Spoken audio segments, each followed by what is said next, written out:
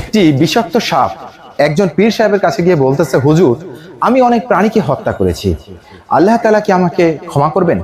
তখন পীর সাহেব বলছে, হ্যাঁ আল্লাহ তাআলা তোমাকে ক্ষমা করতে পারে, কিন্তু শর্ত একটা, তুমি কাউকে দংশন করতে পারবে না।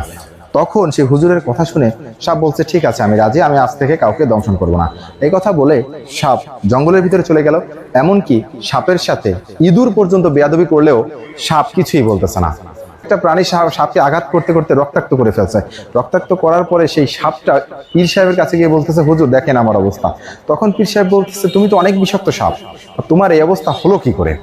তখন সাপটা জবাব দিচ্ছে যে, হুজুর আপনি যেদিন থেকে বলেছেন যে কাউকে দংশন করা যাবে না, তাহলে আল্লাহ তাআলা আমাকে ক্ষমা করবেন, তখন থেকে আমি আর কাউকে দংশন করিনি। তখন পীর সাহেব রেগে গিয়েছে যে, সাপ তোমাকে আমি বলেছি যে কাউকে দংশন করো না, কিন্তু ফোঁস করতে তো নিষেধ করিনি। তুমি যদি একটাবার ফোঁস করতে, তো ইঁদুর কেন, অনেক বড় বড় প্রাণী তোমার ভয়ে এখান থেকে চলে যেত।